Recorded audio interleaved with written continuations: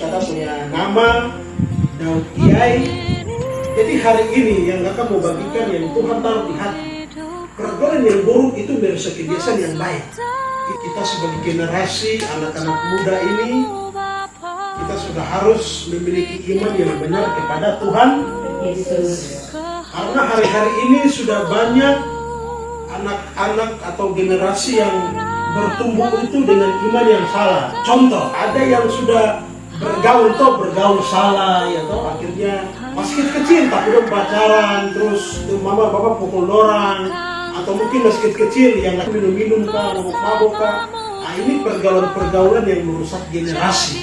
Pergaulan yang buruk merusak kebiasaan yang sekarang kita melakukan ibadah. Ini kebiasaan yang baik atau tidak baik?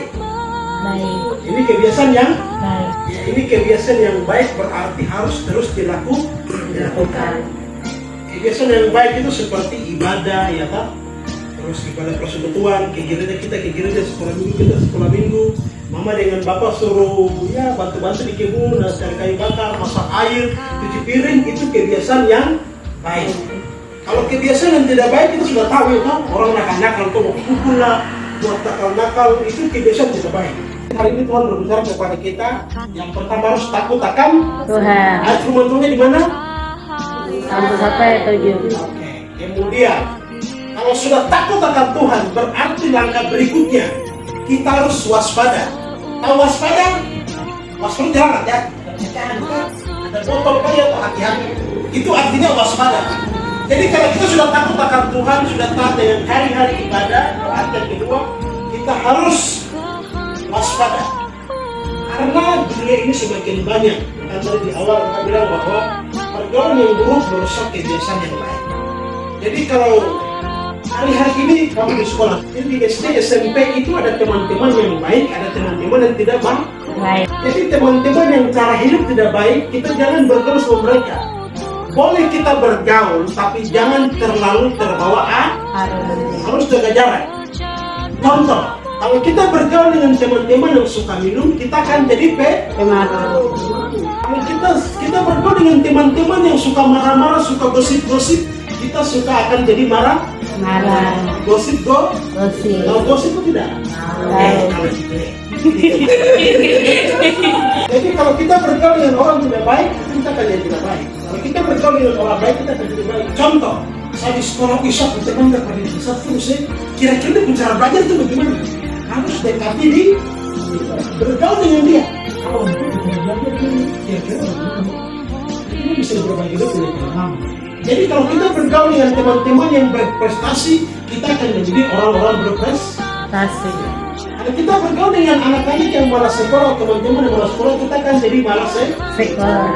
Kalau kita bergaul dengan teman-teman yang rajin beribadah, takut akan Tuhan, dengan orang tua yang hidup baik-baik, kita akan jadi hidupnya baik.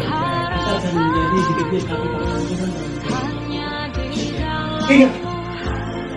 Jadi ini Tuhan berbicara kepada kita, yang pertama takut akan Tuhan, yang kedua kita harus waspada karena pergaulan yang buruk merusak kebiasaan yang baik.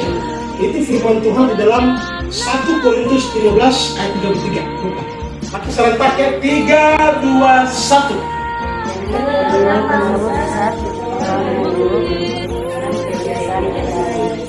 Tuhan bilang janganlah kamu sesat karena pergaulan yang buruk merusak kebiasaan yang baik. Oke, jadi hari ini dibikin firman Tuhan walaupun singkat, kamu bisa tangkap dia punya poin-poin toh. Oh, ini yang tadi kata hamba bilang, ini yang tadi kata pendeta bilang, atau ini yang tadi kata Daud bilang seperti begini.